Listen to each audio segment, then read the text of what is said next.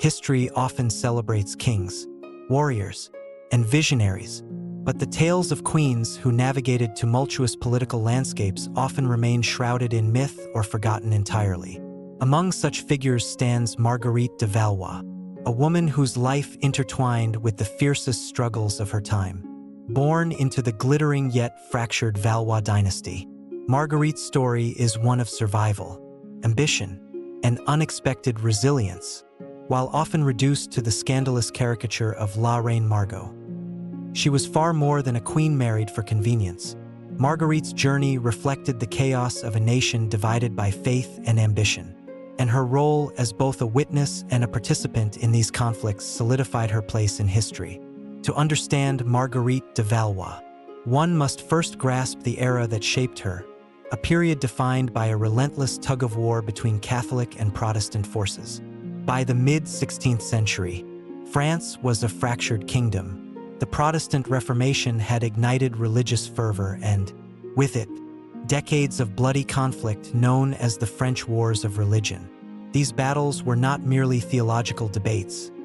They were contests for power, wealth, and the soul of the French state. In this crucible of faith and bloodshed, Marguerite's family, the Valois, held the fragile crown of France.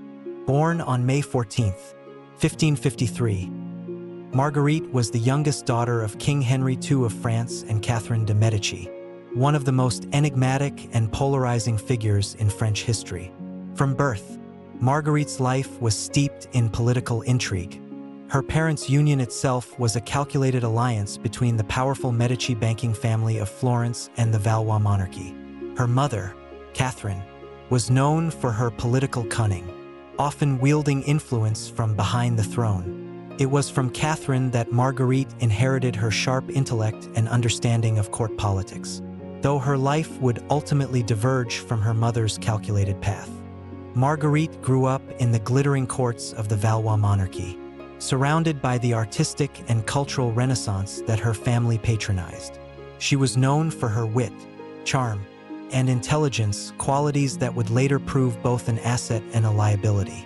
Unlike many women of her time, Marguerite was educated in literature, philosophy, and history, becoming fluent in Latin and Italian, and gaining a deep appreciation for poetry and the arts. Her education was not merely for personal enrichment. It was a weapon in the political chess game that her family played. By the time Marguerite reached her teenage years, the Valois dynasty was already teetering on the brink.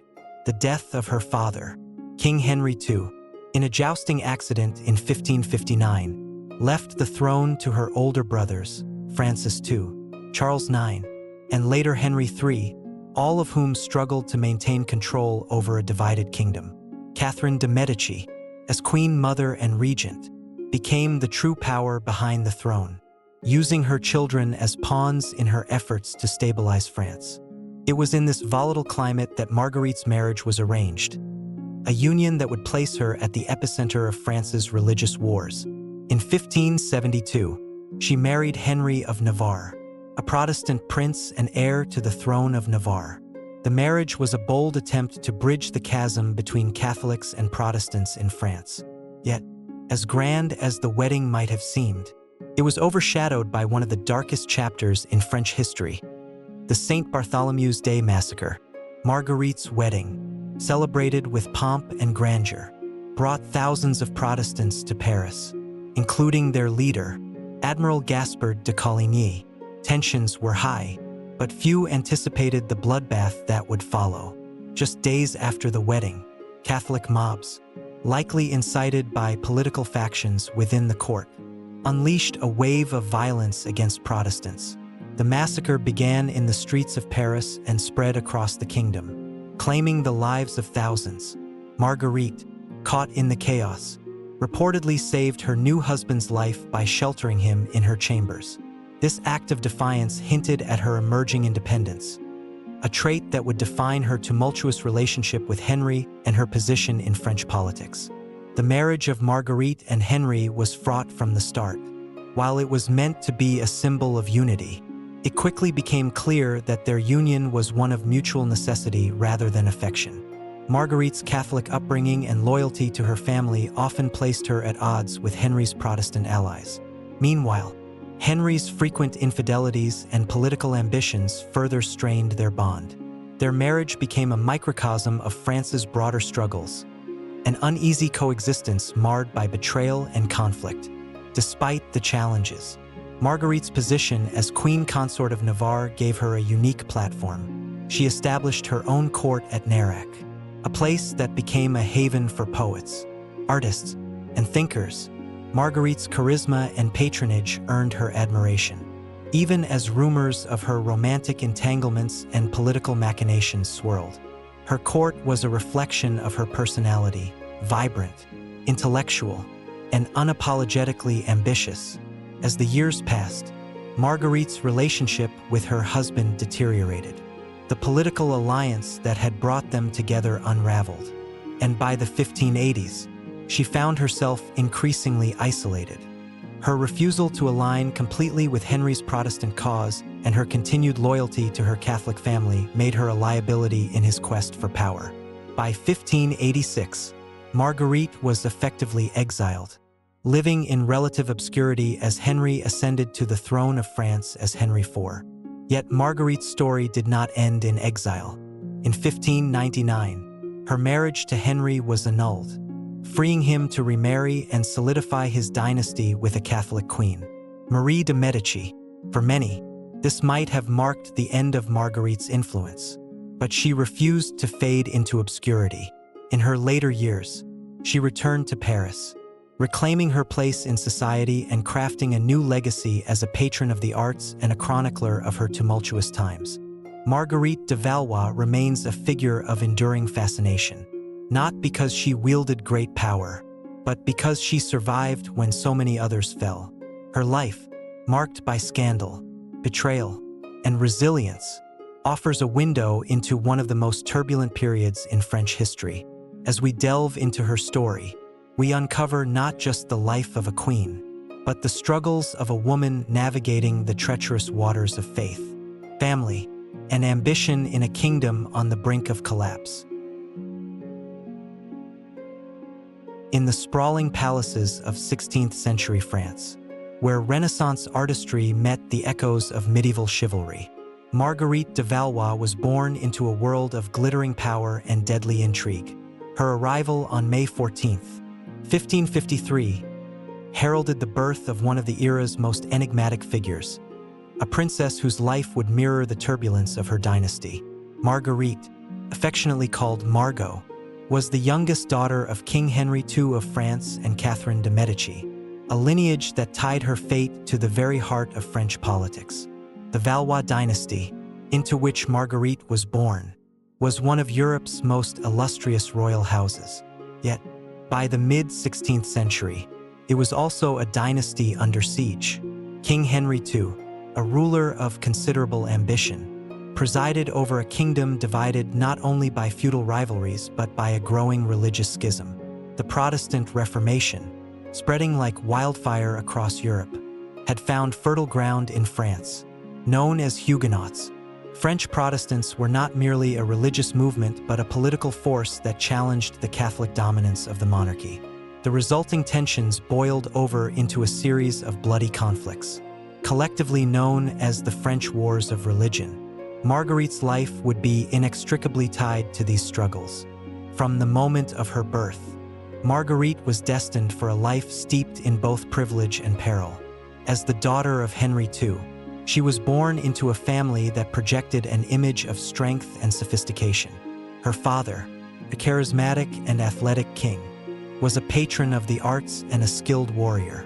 Her mother, Catherine de Medici, was an equally formidable figure, an Italian noblewoman whose marriage to Henry II had brought the powerful Medici banking family into alliance with the French crown.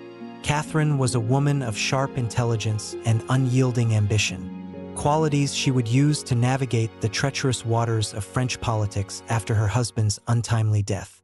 Marguerite's childhood unfolded within the opulent halls of the French court, where every detail of her upbringing was carefully curated to reflect the grandeur of the Valois dynasty. The royal palaces Fontainebleau, Amboise, and the Louvre, were not just residences but symbols of the monarchy's cultural and political aspirations. Marguerite's early education was overseen by scholars and tutors who exposed her to the finest Renaissance ideals. She learned Latin, Italian, and Spanish, becoming fluent in the languages of diplomacy. Her studies encompassed literature, history, and philosophy, disciplines that fostered her love for the arts and sharpened her intellect. But even in these early years, Marguerite's life was shadowed by the intrigues and conflicts that defined the Valois court.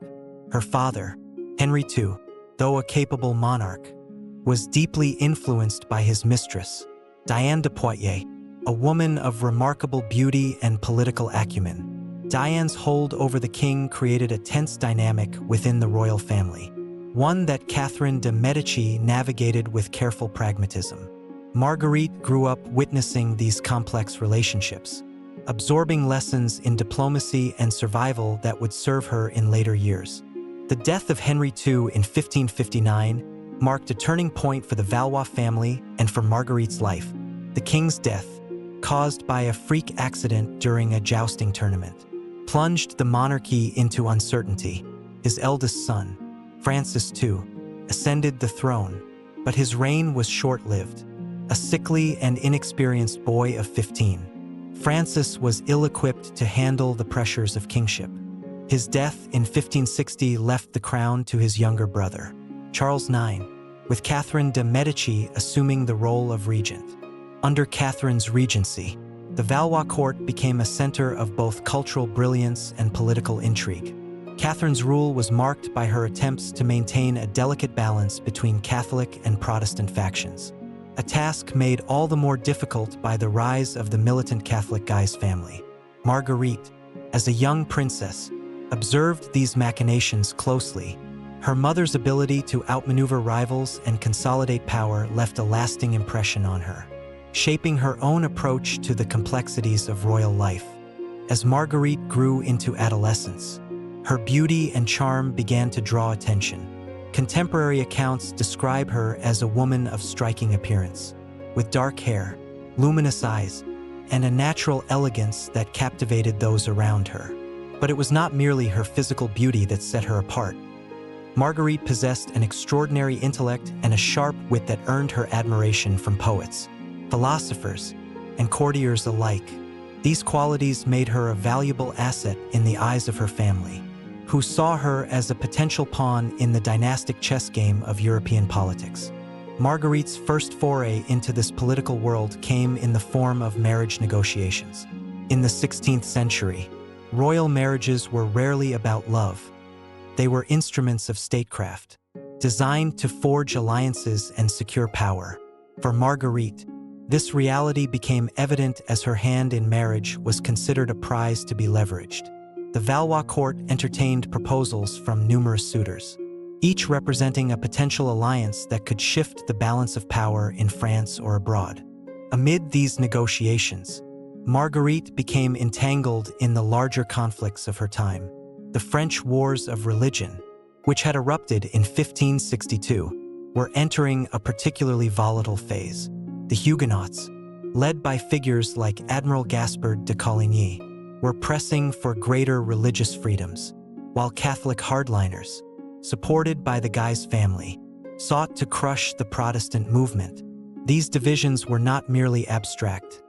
They cut through the heart of French society, including the royal family.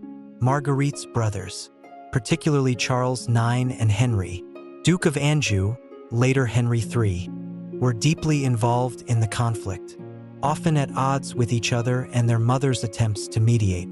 It was against this backdrop that Marguerite's marriage to Henry of Navarre was proposed, a union that would place her at the center of one of the most infamous events in French history.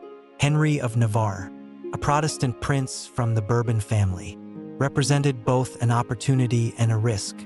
A marriage between Marguerite and Henry could symbolize a truce between Catholic and Protestant factions, potentially easing the tensions that threatened to tear France apart. Yet, it also carried the potential to exacerbate those tensions, particularly among hardline Catholics who viewed any accommodation with Protestants as a betrayal. The stakes of this marriage were high, and Marguerite found herself caught between the competing ambitions of her family and the larger forces shaping France. As the negotiations unfolded, her personal desires were largely sidelined. For Marguerite, the prospect of marrying Henry of Navarre was fraught with uncertainty. Though he was a charismatic and capable leader, their differing faiths and political affiliations made their union a precarious one. In the years leading up to her marriage, Marguerite's life at court continued to reflect the contradictions of her position. She was a princess celebrated for her beauty and intellect, yet she was also a pawn in a dangerous game of power.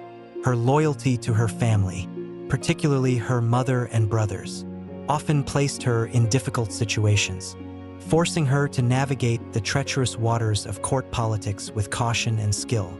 Marguerite's early years, marked by privilege and peril, set the stage for the dramatic events that would define her life. She was a woman of extraordinary qualities, intelligent, charismatic, and resilient, who would go on to play a pivotal role in the history of France. Yet, even as she moved through the glittering halls of the Valois court, the shadows of conflict and betrayal loomed large, foreshadowing the trials that lay ahead. The marriage of Marguerite de Valois to Henry of Navarre in 1572 was far more than a union between a Catholic princess and a Protestant prince. It was a gambit to bring a fractured kingdom back from the brink of chaos.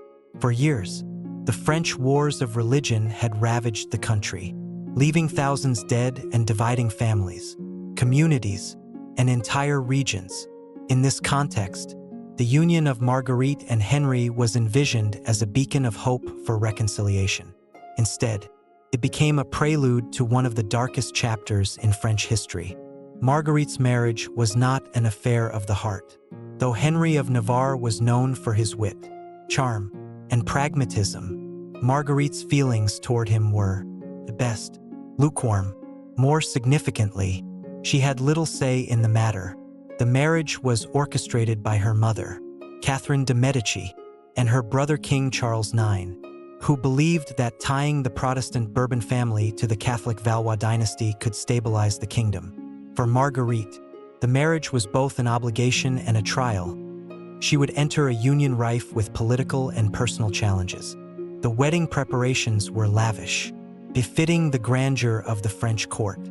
Held at Notre Dame Cathedral in Paris, the ceremony promised to be an event of monumental importance. Delegates from across Europe descended on the capital, eager to witness the marriage that could redefine the balance of power in France. The streets of Paris were alive with excitement, as thousands of Protestant nobles arrived to celebrate the union. It was a rare moment of cautious optimism in a kingdom marred by division.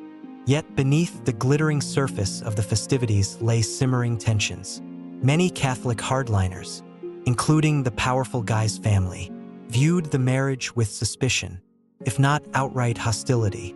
To them, the presence of so many Protestant nobles in Paris was not a cause for celebration but a threat. For the Protestant leaders, the wedding was a calculated risk, an opportunity to assert their legitimacy but also a dangerous foray into enemy territory. Marguerite herself was caught between conflicting loyalties.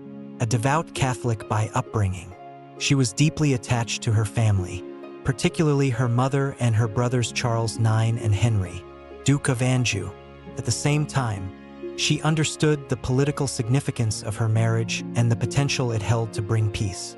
Contemporary accounts suggest that Marguerite approached her role with grace and determination. Despite her personal reservations, she was, after all, a Valois princess, trained from birth to navigate the complexities of court life. The wedding day, August 18th, 1572, began with all the pomp and ceremony one would expect of a royal union. Marguerite, resplendent in a gown of white and gold, walked down the aisle with the dignity befitting her station.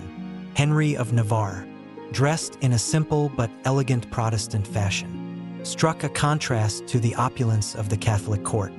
The ceremony itself was a carefully choreographed compromise. Henry stood outside the cathedral during the Catholic Massachusetts, a gesture that underscored the delicate balance being attempted. As the vows were exchanged, the assembled crowds cheered, and the bells of Notre Dame rang out in celebration. Yet even in this moment of triumph, cracks began to show. Marguerite reportedly hesitated before saying, "I do." A small but telling sign of her unease. Whether this hesitation was due to her personal feelings or the weight of the political implications is unclear. But it was a harbinger of the storm to come. In the days following the wedding, tensions in Paris reached a boiling point. The Protestant nobility, emboldened by their presence in the capital, began to assert themselves more openly. Meanwhile, Catholic factions, particularly those aligned with the Guise family, grew increasingly restless. The fragile peace that the marriage had symbolized was quickly unraveling. The tipping point came on August 22nd, when Admiral Gaspard de Coligny, one of the leading Protestant figures in France, was the target of an assassination attempt. Though he survived the attack, the incident sent shockwaves through both Protestant and Catholic circles. For the Protestants, it was a clear sign that their presence in Paris was not welcome. For the Catholics, it was a rallying cry for action. In the corridors of power, plans were being made that would forever change the course of French history. In the early hours of August 24th, 1572, Saint Bartholomew's Day, the massacre began. Under the pretext of maintaining order, Catholic mobs, likely incited by factions within the court, launched a coordinated attack on the Protestant nobility. The violence quickly spread to the streets of Paris, where ordinary citizens joined in the slaughter. Within days, thousands of Protestants were killed, their bodies littering the Seine and the cobblestone streets. Marguerite's role in the massacre is a subject of much debate among historians. Some accounts suggest that she acted heroically, sheltering Protestant nobles in her chambers and pleading with her family to spare lives. Others portray her as a passive observer, unable or unwilling to intervene. What is clear is that Marguerite's position during these events was fraught with peril. As the new wife of Henry of Navarre, her loyalties were already under scrutiny. To side openly with the Protestants would have risked alienating her family. To align with the Catholics would have jeopardized her marriage and her standing with her husband's allies. Henry of Navarre's survival during the massacre was a testament to both his pragmatism and Marguerite's influence. Captured and held at the Louvre, Henry managed to negotiate his safety by publicly converting to Catholicism, a move that bought him time but deepened the divide between him and his Protestant supporters. Marguerite, it is said, played a crucial role in securing her husband's release, using her position as a Valois princess to advocate on his behalf. The aftermath of the Saint Bartholomew's Day massacre left France in a state of shock. The fragile truce between Catholics and Protestants was shattered, and the kingdom descended into a new phase of civil war. For Marguerite, the events marked a turning point in her life. Her marriage, already strained by political and personal differences, was now overshadowed by the bloodshed that had unfolded in its name. Her relationship with Henry of Navarre, though nominally intact, became increasingly fraught as the years went on. As the dust settled, Marguerite found herself navigating a precarious position. She was a queen consort with divided loyalties, a Catholic married to a Protestant, and a woman trying to assert her agency in a world that sought to use her as a pawn. In the years to come, she would face exile, scandal, and betrayal. Yet she would also emerge as a figure of resilience and complexity, a woman who refused to be defined by the circumstances of her birth or the expectations of her time. The marriage of Marguerite de Valois and Henry of Navarre, conceived as a symbol of unity, had instead become a catalyst for division. Yet within this union lay the seeds of transformation for Marguerite, for Henry, and for France itself. As their paths diverged and converged, their story would continue to shape the destiny of a nation torn between faith and power. Marguerite de Valois, once the glittering jewel of the Valois dynasty and a symbol of unity through her marriage to Henry of Navarre, soon found herself cast adrift in a sea of political turbulence and personal betrayal. By the mid-1580s, The marriage that was meant to bridge France's Catholic and Protestant divide had deteriorated into a relationship fraught with mistrust and mutual recrimination. Marguerite's life as Queen Consort of Navarre was quickly overshadowed by scandal, isolation, and the ruthless power struggles of a kingdom in turmoil. After the Saint Bartholomew's Day massacre, Marguerite's position became precarious. Her husband, Henry of Navarre, had secured his survival by publicly converting to Catholicism but remained deeply committed to the Protestant cause. Marguerite, a devout Catholic and fiercely loyal to her Valois family, found herself torn between conflicting loyalties. Their union, already strained by religious differences and Henry's infidelities, began to fracture under the weight of political pressures. By 1580, Marguerite's relationship with her husband had reached a breaking point. Henry, who spent much of his time rallying Protestant forces and consolidating his power in southern France, often left Marguerite to fend for herself in Navarre. Marguerite, in turn, began to assert her own agency, building a court at Nerac that reflected her intellect, charisma, and taste for the arts. Nerac became a haven for poets, scholars, and thinkers, many of whom admired Marguerite for her wit and charm. However, this newfound independence also drew the ire of her husband and his Protestant allies, who viewed her as a liability rather than an asset. Marguerite's time at Nerac was marked by intrigue and scandal. Rumors of her romantic entanglements with members of her court began to circulate, tarnishing her reputation and further alienating her from Henry. Whether these rumors were rooted in truth or were the product of political machinations remains a subject of debate among historians. What is clear is that Marguerite's actions, whether real or perceived, provided her enemies with ammunition to undermine her position. By 1583, the situation had become untenable, and Marguerite returned to the Valois court in Paris, seeking refuge with her family. Her return to Paris, however, did not bring the solace she had hoped for.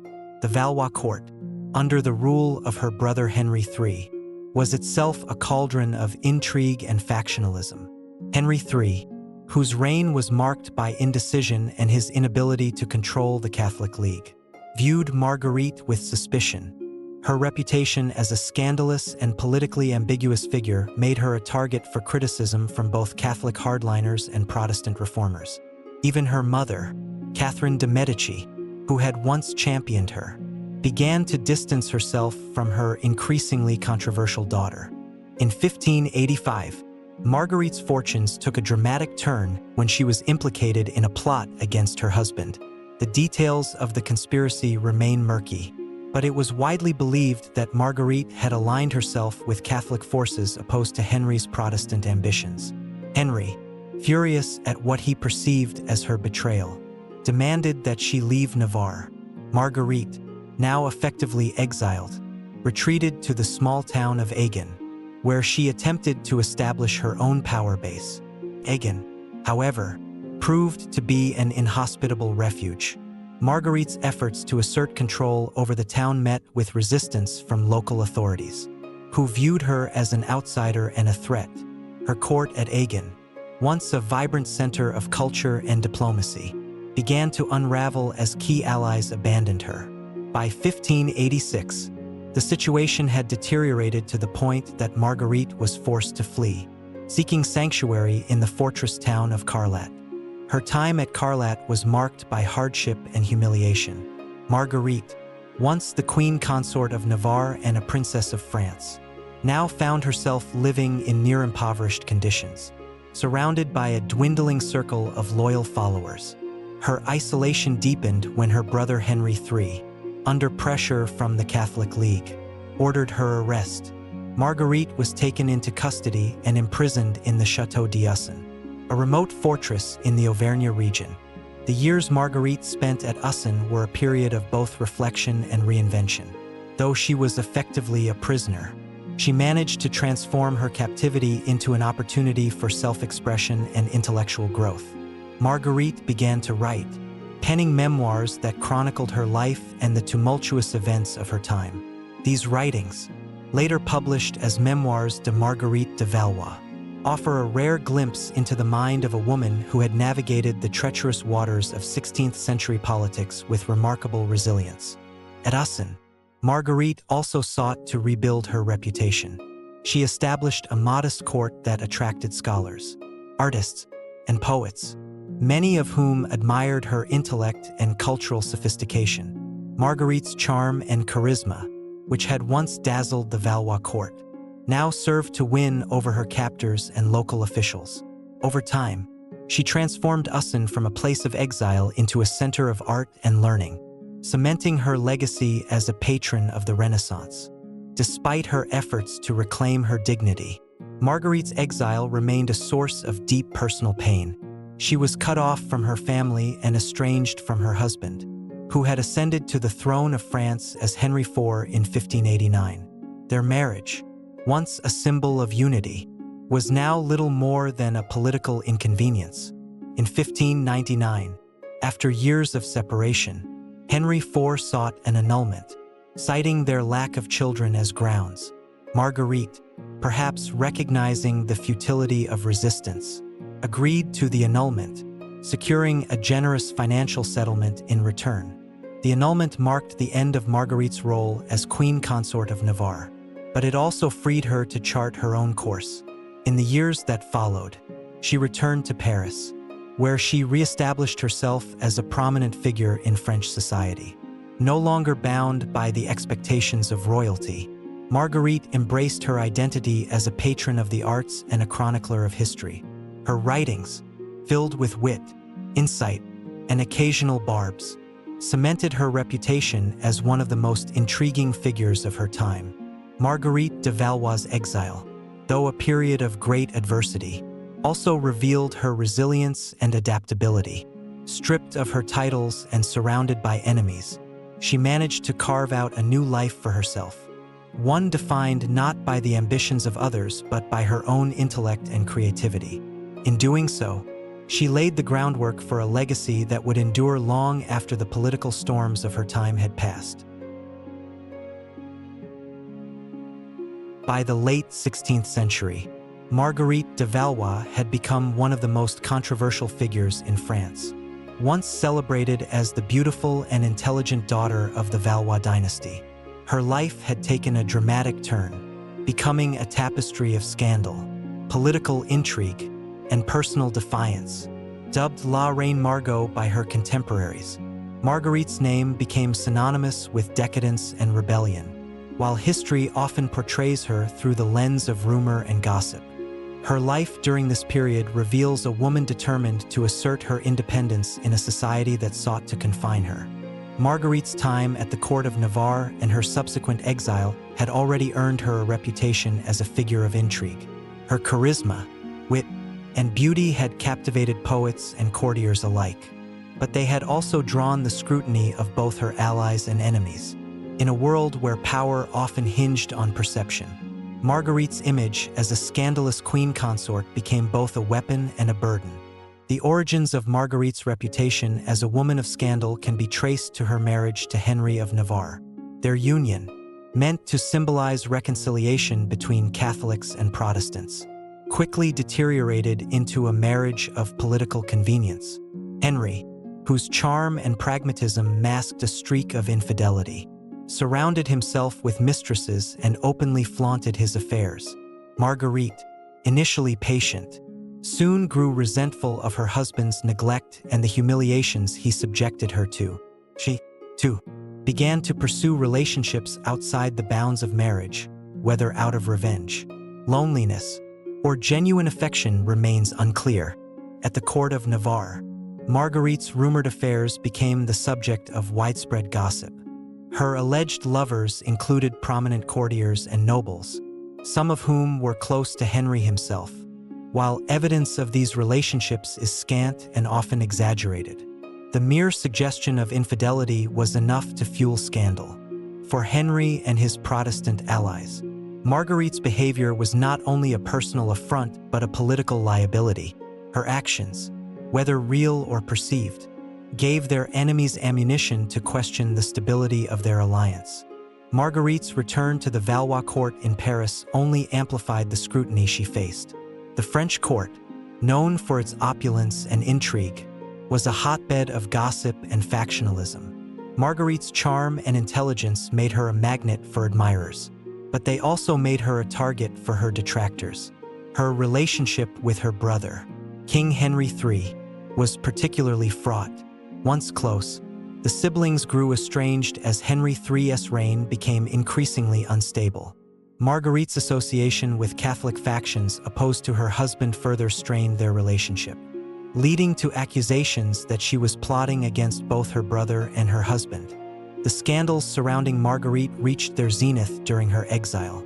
In Agen, Nerac, and later Ussen, Marguerite cultivated a court of her own, attracting poets, scholars, and political dissidents. These gatherings, though intellectually vibrant, became the subject of lurid rumors. Tales of orgies, secret plots, and forbidden romances spread like wildfire, painting Marguerite as a femme fatale whose beauty and ambition threatened to upend the social order. While many of these stories were undoubtedly exaggerated, they reflected the anxieties of a society grappling with the idea of a woman who refused to conform to traditional roles. One of the most persistent rumors about Marguerite was her alleged involvement in conspiracies against her husband and the French crown. In 1585, she was accused of supporting Catholic factions opposed to Henry of Navarre, a charge that led to her exile from Navarre and her eventual imprisonment in Ussen. While the details of these accusations remain murky, they reveal the precarious position Marguerite occupied. As a Catholic princess married to a Protestant king, her loyalties were constantly questioned, and her actions were scrutinized through a lens of suspicion. Despite the scandals that surrounded her, Marguerite remained a figure of immense charisma and resilience. Even in exile, she used her intellect and wit to navigate the treacherous waters of French politics. At Ussen, she transformed her imprisonment into an opportunity for reinvention, hosting a modest court and writing her memoirs. These writings, later published as Memoirs de Marguerite de Valois, offer a rare glimpse into her perspective on the events that shaped her life. In them, Marguerite defends her actions, critiques her enemies, and reflects on the challenges of being a woman in a world dominated by men. Marguerite's ability to turn scandal into opportunity was a testament to her resilience, while her reputation as La Reine Margot often overshadowed her achievements. She remained a figure of cultural and intellectual significance. Her patronage of the arts and her writings helped preserve the legacy of the Valois dynasty during a period of immense upheaval. She was, in many ways, a Renaissance woman, unapologetically ambitious, fiercely independent, and deeply committed to the ideals of beauty and knowledge.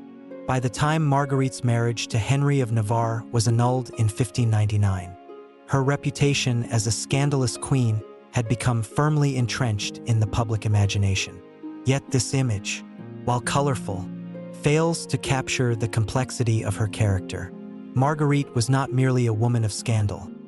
She was a survivor who navigated the treacherous waters of 16th-century France with remarkable intelligence and poise. Her life, though marked by controversy, remains a testament to the power of resilience and the enduring strength of the human spirit. As the years passed, Marguerite's scandals began to fade into history, replaced by a more nuanced understanding of her contributions to French culture and politics. Her writings, once dismissed as the musings of a disgraced queen, were reevaluated as important historical documents. Her patronage of the arts, once overshadowed by tales of intrigue, was recognized as a vital contribution to the Renaissance in France. And her legacy, once defined by scandal, became a symbol of a woman who refused to be silenced. By the final decade of the 16th century, the marriage between Marguerite de Valois and Henry of Navarre had devolved from a fragile alliance into an irreconcilable divide. What began as a politically expedient union to bridge France's Catholic-Protestant divide had instead become a symbol of the chasm separating them. Their relationship, fraught with personal grievances and political tensions, was unraveling, and the fallout would reshape their individual destinies. When Marguerite first married Henry of Navarre in 1572, the union was heralded as a bold attempt to bring peace to a fractured kingdom. Yet, from the beginning, the marriage was troubled. Marguerite, a devout Catholic and fiercely loyal to her Valois family, often found herself at odds with Henry's Protestant allies and their ambitions. Meanwhile, Henry, though charismatic and pragmatic, had little patience for the ceremonial trappings of marriage. His frequent infidelities, combined with his political ambitions, created a rift that would only grow wider with time. By the 1580s, the couple's relationship had deteriorated into open hostility. Marguerite's return to the Valois court in Paris and her subsequent exile to Agen marked a turning point in their marriage. Separated by distance and divided by faith, they increasingly operated as political adversaries rather than partners. Henry's ascent as the leader of the Protestant forces and his eventual claim to the French throne placed him in direct conflict with Marguerite, whose loyalties remained tied to her Catholic roots. Marguerite's refusal to conform to Henry's expectations further strained their relationship. Unlike many royal consorts of the time, she was not content to play a passive role.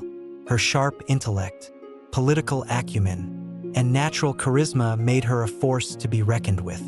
Yet these same qualities also made her a target for criticism. Henry and his allies often accused her of undermining their efforts, portraying her as a liability rather than an asset. Marguerite's rumored romantic entanglements and her alleged involvement in conspiracies against Henry only added fuel to the fire. The breaking point came in 1585 when Marguerite was implicated in a Catholic plot against Henry. While the details of the conspiracy remain murky, the accusations were enough to force her into exile. Marguerite fled to Agen, where she attempted to establish her own power base.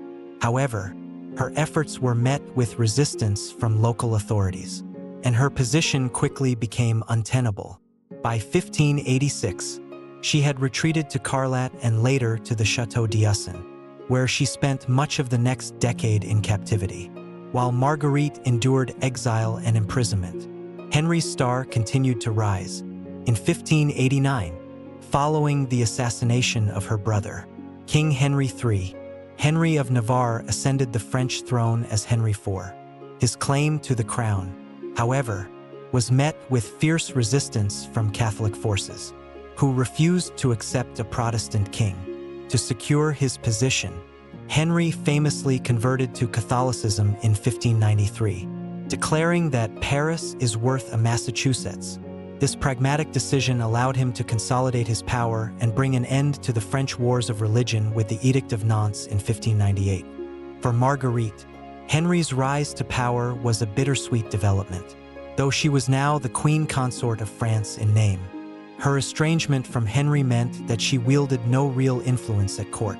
Instead, she remained isolated at Usson, where she watched from afar as Henry forged a new dynasty.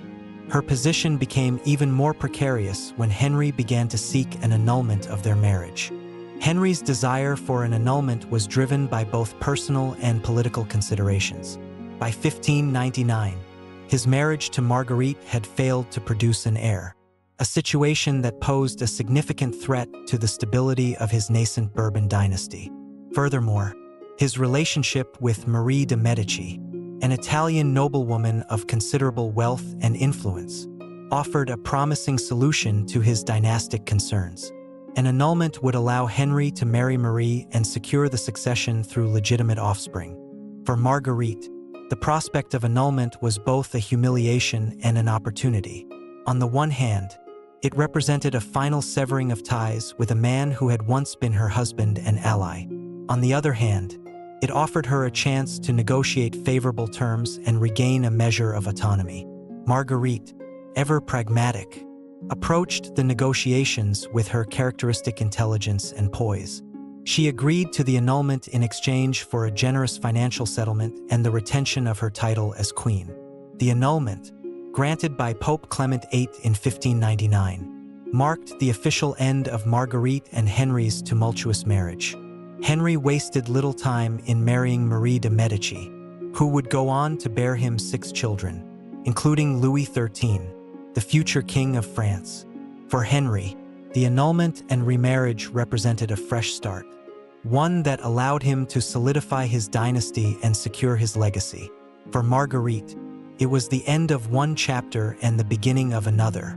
In the years that followed, Marguerite reinvented herself, freed from the constraints of her marriage. She returned to Paris and re-established herself as a prominent figure in French society. No longer bound by the expectations of royalty, she embraced her role as a patron of the arts and a chronicler of history. Her writings, including her memoirs, offered a candid and often witty account of her life and the turbulent events of her time. Through these works, Marguerite reclaimed her narrative, presenting herself not as a victim of circumstance but as a woman of resilience and agency. The unraveling of Marguerite and Henry's marriage was emblematic of the larger conflicts that defined their era. Their union, conceived as a symbol of unity, had instead become a reflection of France's deep divisions. Yet, in its dissolution, both Marguerite and Henry found new paths forward, paths that would shape their individual legacies and the future of France. With the annulment of her marriage to Henry IV in 1599, Marguerite de Valois was no longer tethered to the volatile dynamics of the French monarchy. She was no longer a queen consort, no longer a pawn in the game of dynastic politics. What she had lost in status, she gained in freedom, a rare and precious commodity for a woman of her station in the 16th century. Marguerite, the last surviving member of the once mighty Valois dynasty, began a new chapter of her life, one marked by reinvention, cultural patronage, and a determination to leave behind a legacy that transcended the scandals of her past. Marguerite's return to Paris after the annulment was both a homecoming and a reclamation of agency. Despite her years of exile and estrangement, the city welcomed her with open arms, enchanted once again by her wit, charm, and undeniable presence. Paris was a city reborn under Henry IV's reign. The wars that had fractured the kingdom were finally giving way to an era of relative peace and prosperity, and Marguerite was eager to play a part in this renaissance. Although no longer tied to the throne, Marguerite retained her title as queen and was accorded the respect and privileges that came with it. She took up residence in the Hôtel de la Reine Marguerite on the left bank, a stately mansion that became a hub of artistic and intellectual activity. The residence reflected Marguerite's personality, elegant, vibrant, and unashamedly luxurious. It was here that she cultivated a circle of poets, musicians, playwrights, and philosophers, establishing herself as one of the great patrons of the French Renaissance. Marguerite's court at the Hôtel de la Reine Marguerite became a gathering place for some of the brightest minds of the age. She hosted salons that were renowned for their intellectual rigor and lively debates, drawing figures such as the poet François de Malherbe and the playwright Alexander Hardy. Marguerite herself was an active participant in these discussions, demonstrating the sharp intellect and deep knowledge that had been cultivated during her youth at the Valois court. Her support of the arts extended beyond mere patronage. She was a creator in her own right, penning poems and memoirs that reflected her keen observations of human nature and the political landscape. One of Marguerite's most significant contributions during this period was her role in preserving the cultural legacy of the Valois dynasty. As the last surviving member of her family, she understood the importance of history and memory. Through her patronage, she commissioned works that celebrated the artistic and intellectual achievements of the Valois court, ensuring that its legacy would not be forgotten. Her efforts were particularly poignant given the Bourbon monarchy's desire to distance itself from the tumultuous reigns of her brothers, Charles IX and Henry III. Marguerite's memoirs, written during this time, are among her most enduring legacies. These writings, later published as Memoirs de Marguerite de Valois, offer a rare glimpse into the life of a woman who had lived at the center of some of the most dramatic events in French history. In them, Marguerite reflects on her childhood at the Valois court, her tumultuous marriage to Henry of Navarre, and her years of exile and reinvention. Her tone is candid and often witty, blending personal anecdotes with incisive commentary on the people and events that shaped her world. The memoirs also serve as a powerful rebuttal to the rumors and scandals that had dogged her throughout her life. Marguerite uses her pen to reclaim her narrative, challenging the portrayals of her as a frivolous and scandalous figure. Instead, she presents herself as a woman of intelligence, resilience, and agency, a survivor who navigated the treacherous waters of 16th-century politics with remarkable grace. In doing so, she transforms herself from a subject of gossip into a historian of her own life. Marguerite's life after the annulment was not without its challenges. Though she enjoyed a measure of independence, she remained acutely aware of her precarious position. The Valois dynasty, once the dominant force in French politics, was now a memory, replaced by the rising power of the Bourbon monarchy. Marguerite's survival depended on her ability to navigate this new political reality, balancing her loyalty to her family's legacy with her relationship with the Bourbon court. Despite these challenges, Marguerite maintained a cordial relationship with Henry IV and his new wife, Marie de Medici. She expressed no bitterness toward Henry, understanding that their annulment was a political necessity. In fact, Marguerite became a trusted confidant and advisor to the royal couple, leveraging her experience and connections to support their efforts to stabilize the kingdom. Her role as a mediator between the old and new dynasties highlighted her ability to adapt and thrive in changing circumstances. As the years went on, Marguerite's focus shifted increasingly toward philanthropy and social reform.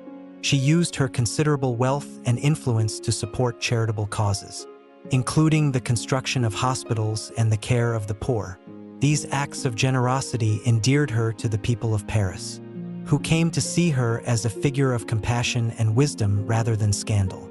By the time of her death in 1615, Marguerite de Valois had transformed her legacy.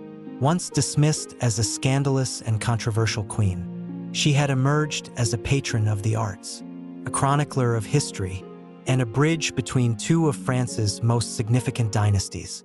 Her life, marked by both triumph and tragedy, was a testament to the power of reinvention and resilience.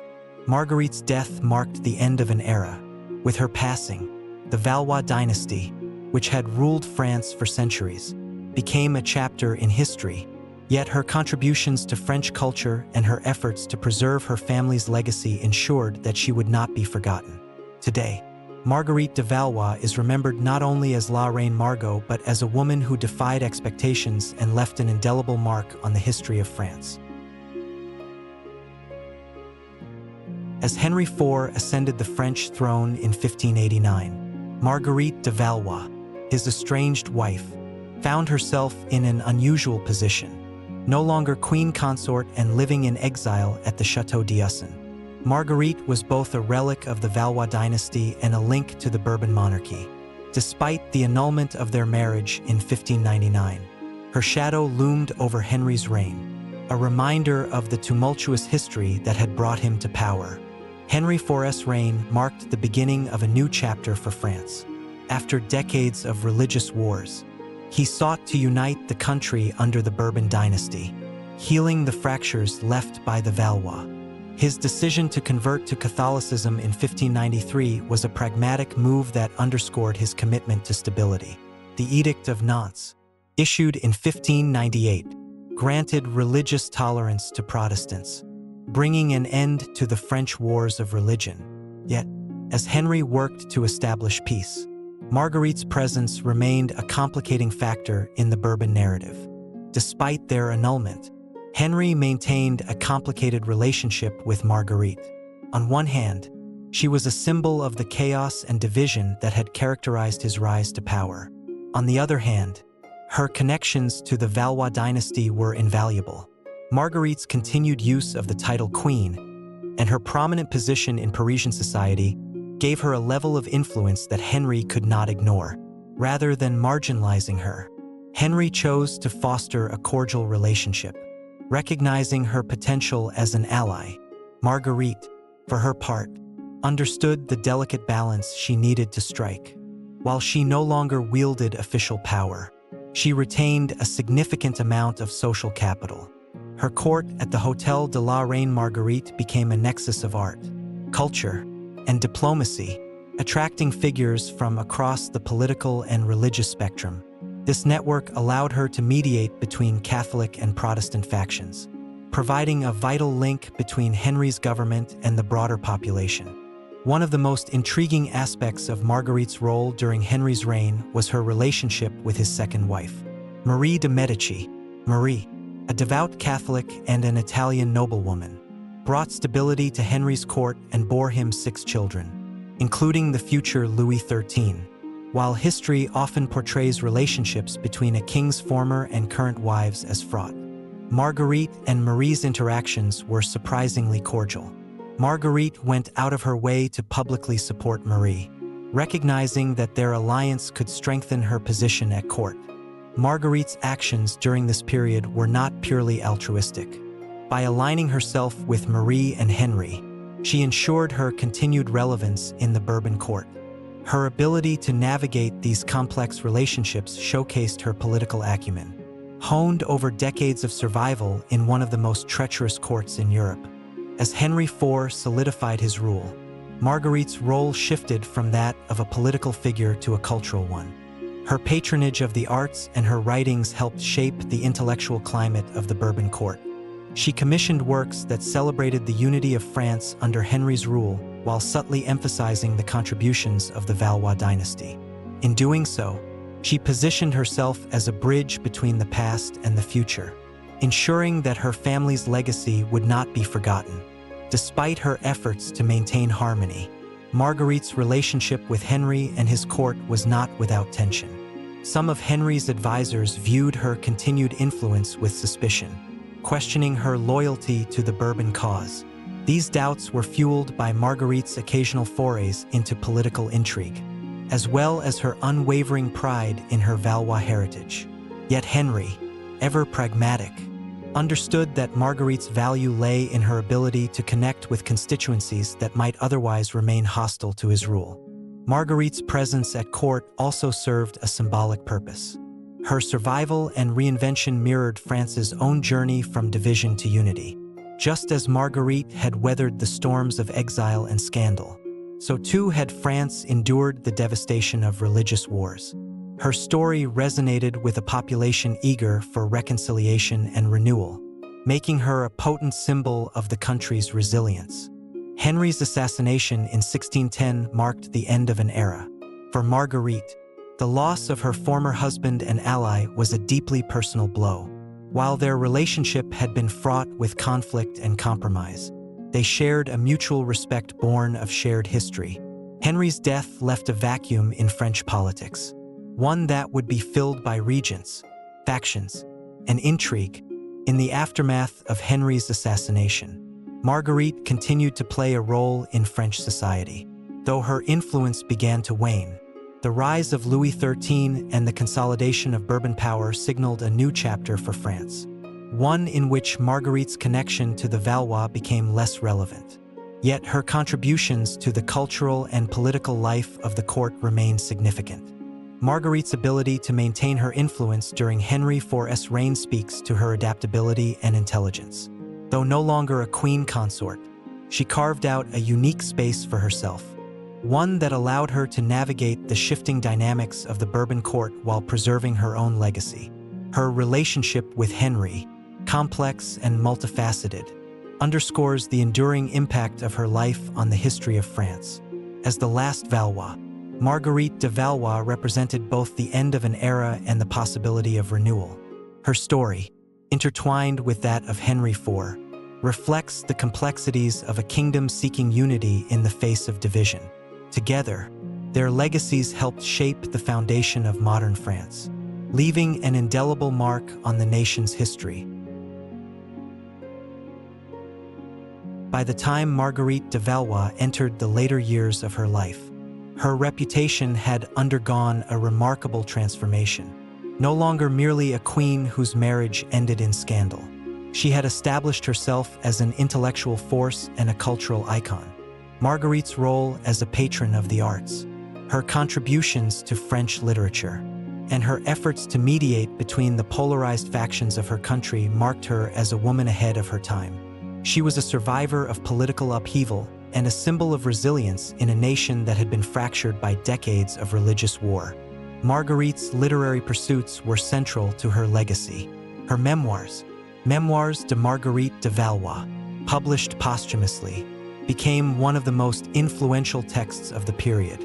Written with wit and sharp insight, the memoirs were not merely a recounting of her life but a subtle critique of the society and politics of her era. They offered a rare perspective on the inner workings of the French court during one of its most tumultuous periods. Her descriptions of key figures, from her mother Catherine de Medici to her estranged husband Henry IV, combined sharp observation with a degree of personal reflection that was rare for the time. The memoirs also served as a form of self-defense. Throughout her life, Marguerite had been the subject of scandal and gossip, often painted as a frivolous and immoral figure by her detractors. By documenting her own story, she reclaimed her narrative, presenting herself as a woman of intellect, wit, and agency.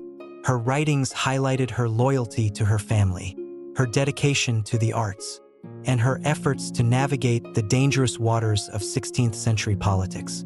In doing so, she transformed herself from a subject of gossip into a respected chronicler of her age. Marguerite's patronage of the arts further cemented her legacy. At her residence in Paris, the Hôtel de la Reine Marguerite, she fostered a vibrant cultural community.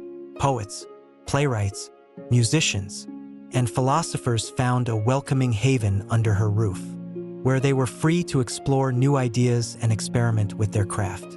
Marguerite's support of artists and intellectuals helped shape the intellectual climate of early 17th century France, making her an influential figure in the country's cultural renaissance. One of her most enduring contributions was her role as a mediator between Catholic and Protestant factions. Although her marriage to Henry IV was annulled, Marguerite remained deeply connected to the political and social fabric of France. Her ability to bridge the gap between the two religious communities was rooted in her unique position. A Catholic princess with close ties to Protestant leaders, Marguerite's diplomatic efforts, though often overlooked, played a quiet but significant role in fostering reconciliation in the years following the French Wars of Religion. Marguerite's philanthropy also became a hallmark of her later years. She used her considerable wealth to support charitable causes, funding the construction of hospitals and providing aid to the poor. These acts of generosity earned her the admiration of the people of Paris, who came to see her as a compassionate and wise figure. Her commitment to improving the lives of ordinary citizens reflected her belief in the power of community and the importance of social responsibility. In her final years, Marguerite embraced her role as a matriarch of French society. Though she had no children of her own, she maintained a close relationship with her extended family, including Henry IV's descendants. Her bond with Marie de Medici, Henry's second wife, remained cordial, and she offered guidance and support to the young Louis XIII as he prepared to assume the throne. Marguerite's ability to navigate these relationships with grace and diplomacy underscored her enduring relevance in a rapidly changing political landscape. As Marguerite approached the end of her life, she reflected on her journey, a life marked by privilege, scandal, and reinvention. She had been a daughter of the Valois dynasty, a queen consort of Navarre, and a controversial figure in French history. Yet, through her resilience and intellect, she had carved out a unique place for herself, leaving behind a legacy that transcended the limitations of her era. When Marguerite de Valois passed away on March 27, 1615, she was mourned as a woman who had lived through and shaped one of the most transformative periods in French history. Her death marked the end of the Valois lineage, but her influence continued to resonate. Through her writings, her patronage, and her efforts to bridge divides, Marguerite had left an indelible mark on the cultural and political fabric of France. Marguerite's life serves as a testament to the power of reinvention. In an age when women were often defined by their marriages and their families, she defied convention, asserting her independence and using her intellect to shape her own destiny. Her story, once overshadowed by scandal, is now recognized as one of resilience, creativity, and enduring influence. As the last Valois, Marguerite de Valois became a symbol of both the end of an era and the beginning of a new chapter in French history. Her legacy lives on not only in the pages of her memoirs, but in the cultural and intellectual foundations she helped to lay, a reminder that even in the face of adversity, it is possible to forge a path of one's own making. In the final chapter of her life, Marguerite de Valois found a sense of peace and purpose that had eluded her during her turbulent younger years. Having endured the trials of scandal, exile, and political upheaval, she spent her later years as a figure of wisdom and cultural influence in the heart of Paris. Though she bore the weight of a dynasty's decline, Marguerite remained a symbol of resilience and reinvention, her legacy firmly rooted in both her actions and the indelible mark she left on French history. Marguerite's final years were spent at her beloved residence, the Hôtel de la Reine Marguerite, which had become a vibrant center of intellectual and artistic activity. Freed from the constraints of royal expectations and political intrigue, she devoted herself to fostering the arts and championing humanitarian causes. The salons she hosted were renowned for their intellectual rigor and cultural brilliance, drawing poets, playwrights, musicians, and philosophers who sought her patronage and guidance. Her support of emerging talents not only shaped the cultural landscape of her time, but also ensured that her influence would endure well beyond her death. Her relationship with the Bourbon monarchy, particularly with Marie de Medici and Louis XIII, remained cordial and constructive. Marguerite's position as the last Valois gave her a unique perspective on the complexities of the French court, and she often offered her insights to the young king and his mother. Her ability to navigate these relationships with grace underscored her remarkable adaptability and diplomatic skill. Though she no longer wielded official power, Marguerite's presence at court was a reminder of the continuity between the Valois and Bourbon dynasties, a bridge between the past and the future of France. As her health began to decline in the early 1610s, Marguerite focused on ensuring that her legacy would be preserved. She worked tirelessly on her memoirs, refining and expanding them to include reflections on the lessons she had learned throughout her life. In these writings, she presented herself not as a victim of circumstance, but as a survivor who had navigated one of the most turbulent periods in French history with intelligence, wit, and determination. Her memoirs remain a cornerstone of her legacy, offering an unparalleled glimpse into the world of 16th-century France and the complexities of its politics, religion, and culture. On March 27, 1615, Marguerite de Valois passed away at the age of 61. Her death marked the end of the Valois dynasty, a line that had ruled France for centuries. The news of her passing was met with widespread mourning, particularly in Paris, where she had become a beloved figure.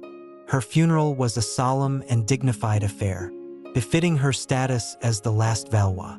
Though she had lived much of her life in the shadow of scandal and controversy, she was remembered in death as a woman of grace, intellect, and enduring influence. The legacy of Marguerite de Valois is multifaceted. She is remembered as La Reine Margot, a figure of beauty, intrigue, and scandal, but also as a patron of the arts, a chronicler of history, and a mediator between warring factions. Her life, shaped by the upheavals of the French wars of religion and the transition from the Valois to the Bourbon monarchy, reflects the resilience of a nation seeking unity amidst chaos. Marguerite's ability to adapt and thrive in the face of adversity is perhaps her most enduring legacy.